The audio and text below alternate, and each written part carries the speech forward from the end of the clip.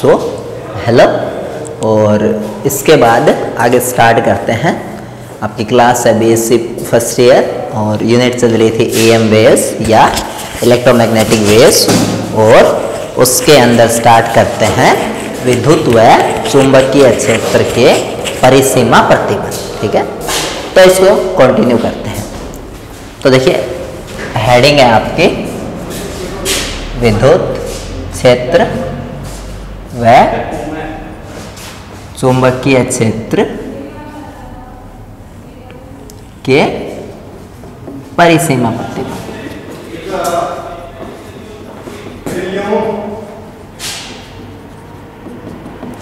तो कुछ ऐसा, ठीक है।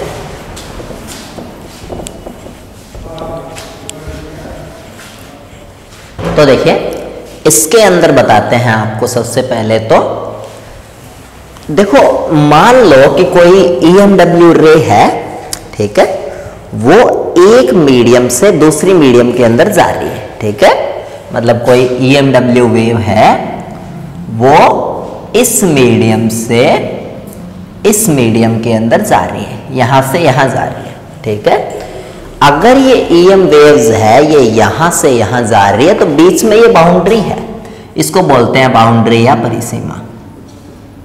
ठीक है, अब जो EMW वेव्स है, जब वो किसी बाउंड्री से होके जाते हैं तो उस पर दो प्रतिबंध लगते हैं, दो ओक्लूजन लगते हैं। एक तो लगता है विद्युत, एक तो लगता है चुंबकीय क्षेत्र का प्रतिबंध, और एक लगता है विद्युत क्षेत्र का प्रतिबंध। ठीक है, तो एक तो चुंबकीय क्षेत्र का प्रतिबंध और एक विद्युत क्षेत्र का प्रतिबंध। ठीक है, सबसे पहले ये देखते हैं, सबसे पहले इसको देखते हैं, चुंबकीय क्षेत्र का प्रतिबंध। चुंबकीय क्षेत्र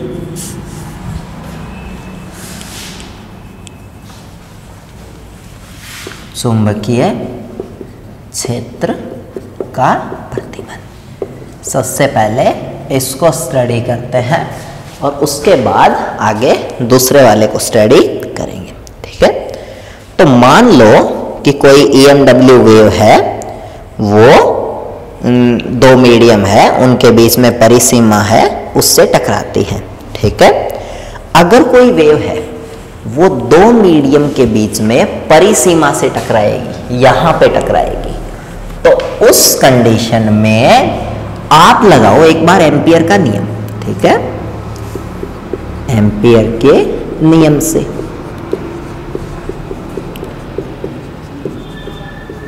देखिए, एम्पियर का नियम वैसे तो होता है इंटीग्रेशन, क्लोज इंटीग्रेशन B.dl, ठीक है, और इज इक्वल टू B.ds, ठीक है, इज इक्वल टू 0। ये मैंने आपको पढ़ाया है। ठीक है, जब मैंने आपको करवाया है ना, क्या, जब मैंने आपको मैक्सवेल की समीकरणें करवाई थी और करवाया था, तो उसके अंदर मैंने आपको बताया है कि जो B.da है, ये आपका क्षेत्रफलीय समाकलन है, ये 0 के इक्वल होता है। वैसे इसको एम्पियर का नियम नहीं बोलते, इसको गाउस एम्पियर का नियम बोलते हैं। ठीक है, इनफैक्ट गाउस का नियम। देखिए ये चुंबकीय क्षेत्र के लिए गाउस का नियम है। ठीक है, चुंबकीय क्षेत्र के लिए गाउस का नियम क्या होता है? चुंबकीय क्षेत्र के लिए गाउस का नियम ये होता है कि किसी बंद पृष्ठ से गुजरने वाले कुल चुंबकीय फ्लक्स का मान है वो शून्य होता है। क्योंकि देखिए जो E.ds है, गाउस का नियम पहले विद्युत क्षेत्र का था, E.ds वो था सिग्मा क्यू अपॉन में एप्सिलॉन नॉट। अब उसी नियम को अगर चुंबकीय क्षेत्र के लिए लगाएं तो वो होगा B.ds बराबर सिग्मा क्यू अपॉन में एप्सिलॉन नॉट की जगह चुंबकीय क्षेत्र में आता है म्यू नॉट। लेकिन चुंबकीय क्षेत्र में दो चार्ज होते हैं, एक N पोल का चार्ज और एक S पोल का चार्ज। N पोल का चार्ज है वो पॉजिटिव मानते हैं और S का नेगेटिव मानते हैं, तो हमेशा बीजीय योग पॉजिटिव नेगेटिव कट के 0 आता है। अगर दुनिया में कभी एक अकेला पोल होता, या तो नॉर्थ पोल कहीं पे होता या साउथ पोल नहीं होता कहीं पे अकेला, तो फिर गाउस का रूल है उसमें जीरो नहीं आता या बराबर में, बट यहाँ आएगा। यहाँ इसलिए आएगा ये जीरो क्योंकि इसके अंदर धरती के अंदर कहीं भी सिंगल पोल एग्जिस्ट नहीं करता, ठीक है, क्योंकि धरती के खुद के कितने पोल है, धरती के खुद के 2 पोल है, तो इसीलिए बी डॉट डी एस है वो जीरो होगा। आप इसको अलग अलग बांट सकते हो, कैसे, B dot D S one, यहाँ पे मान लो चुंबकीय क्षेत्र है वो चेंज नहीं कर रहा, तो बी डॉट ये वाली सरफेस है इसको ले सकते हो डी एस वन, ये वाली सरफेस है इसको ले सकते हो डी एस टू, तो इस वाली सरफेस को ले सकते हो डी एस थ्री, ठीक है। तो इन सरफेसेस को आप अलग अलग है आप बांट सकते हो, लेकिन जो चुंबकीय क्षेत्र है वो तीनों सरफेसेस के लिए हमने माना है कि ये चेंज नहीं कर रहा, ठीक है। लेकिन देखिए ये चेंज करे ये चेंज ना करे, लेकिन चुंबकीय क्षेत्र है उसको जब आप घटकों में विभाजित करोगे तो उसके घटक है वो अलग अलग दिशा के संगत अलग अलग होंगे। जैसे इस दिशा के संगत B1 घटक होगा, इस दिशा के संगत B2 घटक होगा और इस दिशा के संगत B3 घटक होगा।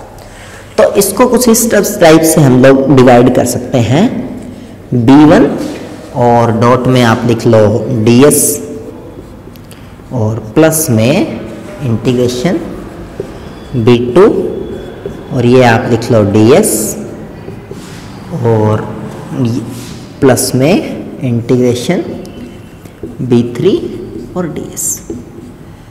तो ये सारी सरफेसेस है इसके इक्वल हमने बराबर ले लिया, ठीक है। चलो आपको ऐसे अगर नहीं पल्ले पड़ रहा तो मैं वैसे करवाता हूँ आपको। आप मान लो कि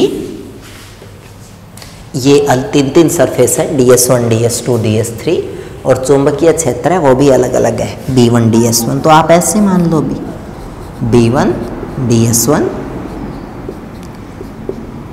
प्लस में B2 DS2 और प्लस में B3 DS3 और बराबर में ये किसके हैं, जीरो के। लेकिन देखिए यहाँ जो चुंबकीय क्षेत्र का घटक है और जो सरफेस है वो आपस में क्या होंगे, परपेंडिकुलर, क्योंकि रे है वो ऐसे आ रही है।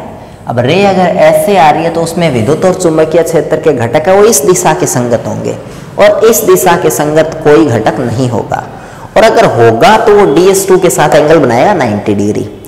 तो यहाँ ये वाला पॉइंट है ये जीरो हो जाता है क्योंकि इसमें B2, क्योंकि देखिए इस सरफेस को अगर काट के निकालोगे तो ये कुछ ऐसे बाहर निकलेगी, ठीक है, और चुंबकीय क्षेत्र है वो विकिरण ऐसे आ रही है नीचे की तरफ, तो चुंबकीय क्षेत्र ऐसे और ये एंगल कितना है 90 है, तो ये वाला कंपोनेंट जीरो होगा। अब अगर आप ध्यान से देखो तो DS1 और DS3 है इसकी डायरेक्शन एक दूसरे के क्या है, अपोजिट है। तो DS1 और DS3 की डायरेक्शन एक दूसरे के अपोजिट होने के कारण जो B1 है और डॉट में जो S1 है, ठीक है, DS1 का S1 हो जाएगा और B3 है और उसका जो S3 है, ठीक है, अब डॉट नहीं अब सीधा मल्टीपल लिख लो, B3 है और उसके लिए जो S3 है इनका जो मल्टीप्लिकेशन है, इसमें अगर S1 की डायरेक्शन आप प्लस मान रहे हो क्योंकि S1 में विकिरण घुस रही है, ठीक है, तो चुंबकीय क्षेत्र है वो ऐसे है, जबकि यहाँ से चुंबकीय क्षेत्र निकल रहा है। देखो वैसे ही बताऊं, अगर S1 को काट के निकालोगे तो वो ऊपर की तरफ निकलेगा और अगर S3 को काट के निकालोगे तो वो नीचे की तरफ निकलेगा। तो S3 में एरिया वेक्टर नीचे की तरफ है, S1 में एरिया वेक्टर ऊपर की तरफ है, और अगर एरिया वेक्टर ऊपर की तरफ नीचे की तरफ अगर अलग अलग है तो S1 और S3 की डायरेक्शन एक दूसरे के अपोजिट होगी, तो यहाँ क्या आएगा, माइनस आएगा, और बराबर में क्या आएगा, जीरो। लेकिन S1 और S3 है उनकी अगर डायरेक्शन लिख दी तो उनके परिमाण बिल्कुल क्या है, बराबर है। क्यों, दोनों ही एरियाज है और बराबर एरियाज है, ये भी सर्कुलर है और ये भी सर्कुलर है, तो S1 और S3 का मोड बिल्कुल क्या है, बराबर। अब इन पे वेक्टर मत लगाओ क्योंकि इसके डायरेक्शन को प्लस माइनस से शो कर दिया। अगर ये बराबर है तो उस कंडीशन में इसको कॉमन लेके बाहर भेज दो, जीरो में भेज दो, यानी B1 S minus B3 S और बराबर आएगा जीरो के। जो s है उसको कॉमन लेके 0 में भेज दो, तो कुल मिला के जो B1 है वो बराबर हो जाएगा किसके, B3 के, और ये सदिश रूप में बराबर हो जाएगा, ठीक है, क्योंकि ये तब बराबर होगा जब दोनों एक की ये है ना, इनका मतलब परिमाण बराबर हो जाएगा। और अगर इनको वैसे लिखोगे ना सदिश रूप में, तो यहाँ प्लस आ जाएगा और यहाँ क्या आ जाएगा, माइनस। मेरा कहने का मतलब सिर्फ इतना है कि जो B1 है वो इसके अंदर घुसता है, लेकिन B1 ये इससे बाहर निकलता है। तो एक जगह चुंबकीय क्षेत्र का लाभ होता है जबकि दूसरे तरफ चुंबकीय क्षेत्र का निर्वासन होता है, और जितना लाभ होता है उतना ही निर्वासन होता है। इसका मतलब ये हुआ, अर्थात जो बाउंड्री है, जो परिसीमा है, वो चुंबकीय क्षेत्र के किसी मान का, चुंबकीय क्षेत्र के किसी मान का संचयन नहीं करती, मतलब स्टोर नहीं करती अपने पास चुंबकीय क्षेत्र, जितना घुसा उतना ही माइनस में बाहर निकाल देगी, संचयन नहीं करती, तथा यह चुंबकीय क्षेत्र का विद्युत चुंबकीय तरंगों के लिए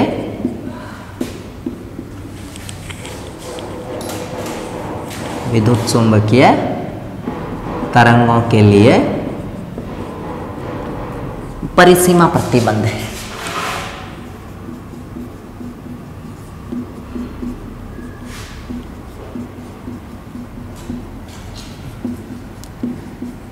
तो ये आपको ध्यान रखना चाहिए, ठीक है।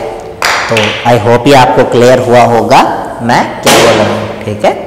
कर लोगे इसको, ये है चुंबकीय क्षेत्र के लिए परिसीमा प्रतिबंध, ठीक है। अब दूसरा देखते हैं, देखिए विद्युत क्षेत्र के लिए परिसीमा प्रतिबंध, ये इकट्ठा आएगा अगर एग्जाम में पूछेंगे तो। विद्युत क्षेत्र के लिए परिसीमा प्रतिबंध। देखिए अगर विद्युत क्षेत्र के लिए परिसीमा प्रतिबंध की अगर बात करूं, तो उसके लिए आप ये मान लो कि ये जो बाउंड्री है इसके अंदर से कोई विद्युत चुंबकीय किरण गुजर रही है, ठीक है। और यहां आप कोई पथ खींच लो ABCD, ठीक है, ABCD। तो यहां आपने कोई पाथ खींच लिया ABCD, सही है। अब आपने ABCD जो पाथ खींच लिया, उसके बाद आप एक चीज ध्यान रखो, आपको पता है विद्युत चुंबकीय तरंगों की मैक्सवेल समीकरण से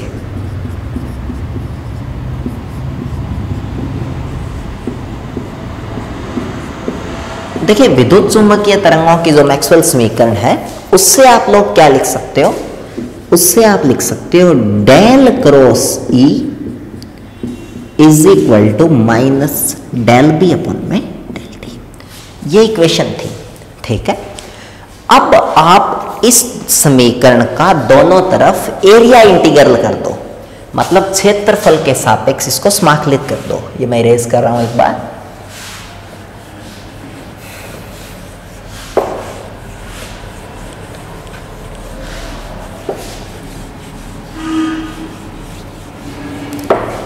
तो ये जो समीकरण थी, इसको कोई नाम दे दो कुछ भी। तो जो समीकरण के है, समीकरण के को एरिया के सापेक्ष इंटीग्रेट कर दो, ठीक है।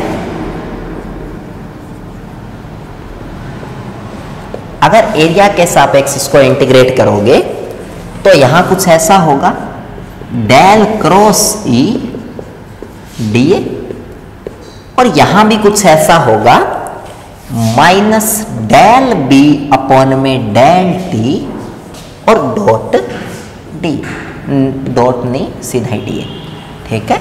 और हमने दोनों तरफ एरियल इंटीग्रल कर दिया।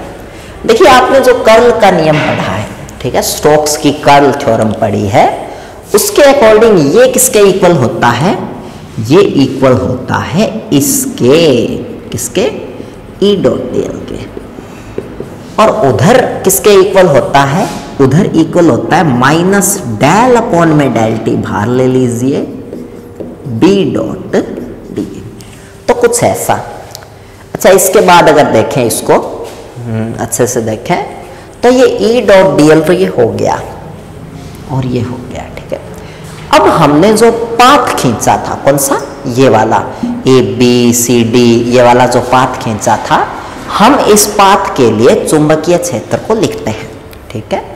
तो हम इस पाथ के लिए चुंबकीय क्षेत्र को अगर लिखते हैं तो उस कंडीशन में कुछ ये ऐसा हो जाएगा, ई डॉट डी एल और इनटू में A B plus E dot D L C D और प्लस में ई डॉट डी एल कौन सा, A B B C C D और उसके बाद में E dot D L D A. तो ऐसा कुछ। और बराबर में ये किसके इक्वल आ गया, बराबर में ये इक्वल आ गया माइनस डेल अपॉन में del T integration B dot D के, कुछ ऐसा। देखिए इसके अंदर एक बात बताऊं, जो विद्युत चुंबकीय तरंगे हैं जब वो किसी बाउंड्री से होके जाती है तो ये बाउंड्री है, इसकी लगभग चौड़ाई है वो बिल्कुल इतनी सी होगी, इतनी सी, इससे भी इनफैक्ट बहुत कम। तो कुल मिला के कभी भी बीसी इतना बड़ा पाथ नहीं होता, बीसी बहुत छोटा पाथ होता है। यानी एडी और बीसी है, एडी और बीसी वो टेंस टू होते हैं 0। और जब एडी और बीसी 0 हो गए तो इनका इंटीग्रेशन है, ये भी किसके तुल्य होता है, ये भी 0 के तुल्य होता है। अच्छा, अगर ये बिल्कुल छोटा हो गया, 0 हो गया, तो उसका एरिया कैसे निकालोगे, डीएल और इनटू में 0, लंबाई इनटू में चौड़ाई, तो एरिया भी कितना हो जाएगा, 0। तो कुल मिला के ये टर्म भी 0 हो जाएगी और ये दोनों टर्म भी 0 हो जाएगी। अगर ये टर्म भी 0 हो जाएगी, ये वाली टर्म भी 0 हो जाएगी, तो उस कंडीशन में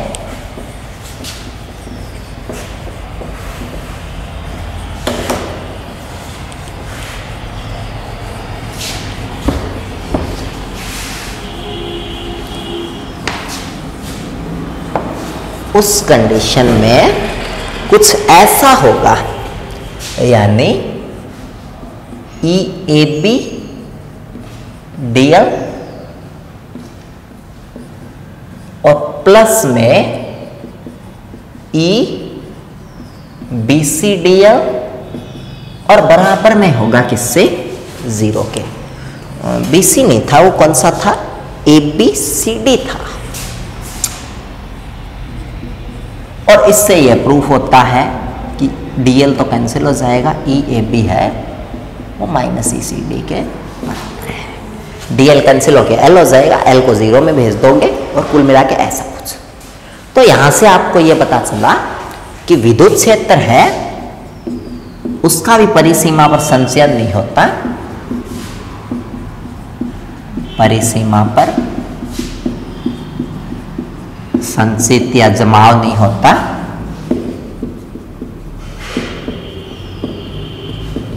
ठीक है, तथा उसका मान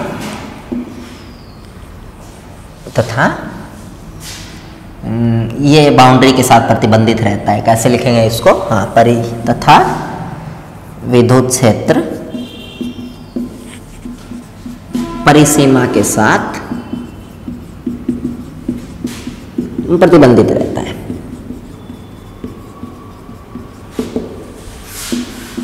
तो कुल मिला के ये था कि बाउंड्री पर ना विद्युत क्षेत्र जमा होता और ना चुंबकीय क्षेत्र जमा होता, और विद्युत क्षेत्र और चुंबकीय क्षेत्र के मान है वो बाउंड्री पर जमा नहीं होते, वो उतने ही जितने एंटर करते हैं उतने ही बाहर निकल जाते हैं अपोजिट डायरेक्शन में।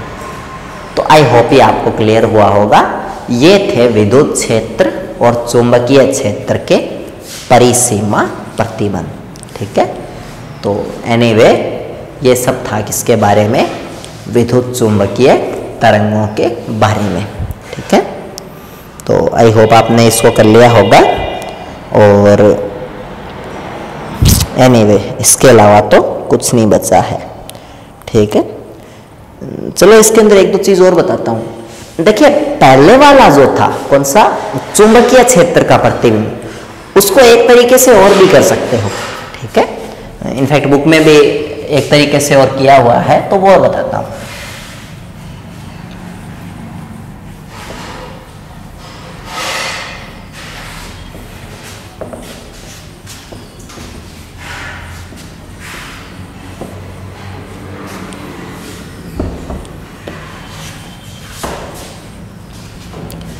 तो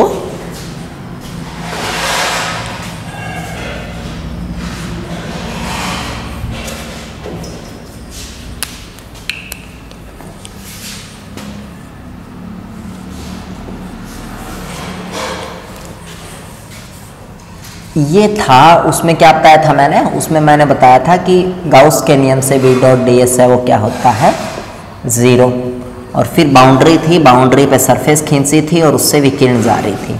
ठीक है, और हमने इसको तोड़ा था S1, S2, S3 में ऐसे। ठीक है, तो इसको 3 एरियाज में हमने तोड़ा था। अब देखिए इसको 3 एरियाज में तोड़ लो, B1 DS1 प्लस में B2 DS2 और प्लस में B3 DS3। देखिए ये B भी इक्वली है हर जगह, लेकिन ये लास्ट में प्रूव होगा जब आपने यहाँ पता चलेगा B1 और B3 इक्वली है, बस उसका साइन अपोजिट है। अब आप एक चीज देखो, यहाँ पर आपको अगर बाउंड्री पर पाथ खींचना है तो बाउंड्री तो इतनी सी है, और इस पे पाथ खींचोगे तो वो इतना सा होगा, इससे भी इनफैक्ट बहुत छोटा। और जब इतना छोटा पाथ खींचोगे तो ये सरफेस तो इतनी चौड़ी रही, ये सरफेस बिल्कुल कम हो जाएगी, यानी S1 टेंड्स टू होगा क्या, 0। और फिर जो DS2 और DS3 है वो तो बिल्कुल क्या है, इक्वल, तो उनको 0 में भेज दोगे, और B2 है वो बराबर आएगा -B3। तो ऐसे भी कर सकते हो अगर कॉस की हेल्प ना लो तो कुल मिला के ये दोनों ही तरीके हैं, और ये दो कहलाते हैं विद्युत क्षेत्र और चुंबकीय क्षेत्र के परिसीमा प्रतिबंध। यानी कोई भी विद्युत चुंबकीय विकिरण है जब वो किसी बाउंड्री से होके जाती है, ठीक है, जब कोई विद्युत चुंबकीय तरंग है वो किसी बाउंड्री से होके जाती है, तो उस कंडीशन में बाउंड्री पर विद्युत क्षेत्र या चुंबकीय क्षेत्र का जमाव नहीं होता, और विद्युत क्षेत्र और चुंबकीय क्षेत्र है वो उतना ही रहता है। मतलब मान लो 5 टेस्ला चुंबकीय क्षेत्र है, वो विद्युत चुंबकीय तरंग के पृष्ठ पर टकराने से पहले मौजूद है, तो पृष्ठ पर टकराने के बाद भी वो लगभग कितना रहता है, लगभग क्या कितना रहता है, वो 5 टेस्ला ही। ठीक है, यानी देखिए विद्युत क्षेत्र और चुंबकीय क्षेत्र है वो दूरी के साथ कम होते जाते हैं, ये कहते हैं, लेकिन विद्युत चुंबकीय तरंग में ऐसा नहीं होता। ठीक है, क्षेत्र है उनके मान है वो नियत रहते हैं। और ये सब था बाउंड्री, बोलते हैं इनको बाउंड्री एबेरिगेशन या बाउंड्री ओक्लूजन, काफ़ी कुछ बोलते हैं। ठीक है, तो ये सब आपको पता होना चाहिए। इसकी एक फॉर्म और है, देखिए इसकी एक फॉर्म ये है, आपने एक फॉर्मूला पढ़ा होगा, B बराबर क्या होता है, μ0 μh। तो यहाँ आप लिख सकते हो μh2 और यहाँ आप लिख सकते हो -μh3, और उस कंडीशन में म्यू कैंसिल हो जाएगा और आप बोलोगे H2 is equal to -S3। यानी जो चुंबकन क्षेत्र है, जो मैग्नेटाइजेशन पावर है, वो भी बराबर रहती है उल्टे साइन के साथ जब कोई रे है वो बाउंड्री से स्ट्राइक करती है। देखिए 3 ये HB ये है क्या, मैं एक एग्जांपल देता हूँ। मान लो कोई लोहे की पट्टी है, कोई लोहे की स्लिप है, और इस लोहे की स्लिप पे आपने एक तरफ रख दिया N पोल और एक तरफ रख दिया S पोल, और आपने इस पे चुंबकीय क्षेत्र लगाया 90 टेस्ला का। तो ये जो 90 टेस्ला है ये H है, ये कितना है 90 टेस्ला। इसको बोलते हैं चुंबकन क्षेत्र जो आप बाहर से लगाते हो, ठीक है। उसके बाद देखिए इसके अंदर ये लोहा है और लोहे के अंदर डोमेन होते हैं और चीज़ें होती है, तो लोहा है वो चुंबकीय क्षेत्र के मान को बढ़ाता है। वे चीज़ें जो चुंबकीय क्षेत्र से हैविली, बहुत ही भारी तरीके से आकर्षित होती है, उन्हें लोह चुंबकीय बोलते हैं और लोहा लोह चुंबकीय है, तो वो चुंबकीय क्षेत्र के मान को बढ़ाता है। आप इसमें अगर कोई डिवाइस लगा के हुए ना, तो ये उसका मान 100 टेस्ला दिखाएगा, क्योंकि 90 तो आपने बाहर से निकाला और 10 लोहे ने अपने अंदर चुंबकीय क्षेत्र को बढ़ाया, उत्पन्न किया। और ये जो 10 टेस्ला होता है, ये होता है चुंबकन की तीव्रता। आपने पढ़ा होगा आई इकाई, पदार्थ के इकाई से आयतन में उपस्थित चुंबकीय आघूर्ण को, या कुल मिला के वैसा कुछ। तो ये आई है जो इसके अंदर उत्पन्न हुआ, ठीक है, ये इसको बोलते हैं चुंबकन की तीव्रता। और बी होता है आई प्लस में एच, ठीक है। इनफैक्ट ये होता है वैसे B is equal to mu 0 I plus में म्यू 0 एच। तो B है वो टोटल होता है, अगर आप जोड़ लो किसको, चुंबकन क्षेत्र को और चुंबकन की तीव्रता को। तो ये सभी चीज़ें आपको पता होनी चाहिए। तो चुंबकन क्षेत्र में बाउंड्री जो मतलब लगते हैं, क्योंकि देखिए जो विद्युत चुंबकीय तरंगे हैं उसमें मेनली पार्ट चुंबकन क्षेत्र का ही होता है, ठीक है। विद्युत चुंबकीय तरंग है, उसमें कोई लोहा वगैरह तो है नहीं कि उसके अंदर कोई चुंबकीय क्षेत्र है वो इंड्यूस हो जाएगा। तो सारा जो चुंबकीय क्षेत्र है वो कुल मिला के उसका खुद का ही होता है, ठीक है। मतलब विद्युत चुंबकीय तरंग का खुद का ही होता है। तो विद्युत चुंबकीय तरंग के लिए अगर बी का कोई मतलब पूछे तो बी का डायरेक्टली मतलब ही एच से है, कि उसमें आई तो 0 होता है। लेकिन हाँ, लोहे वगैरह हुआ, कोई पदार्थ हुआ, लोहे के अंदर से विद्युत चुंबकीय तरंगें जा रही है, उस कंडीशन में उसमें आई जुड़ जाता है, ठीक है। तो ये सब था किसके बारे में, ये सब था विद्युत चुंबकीय तरंगों के परिसीमा प्रतिबंधों के बारे में, ठीक है। तो आई होप आपको ये टॉपिक समझ में आया होगा और इसमें इतना ही, ठीक है। और बाय बाय, टेक केयर।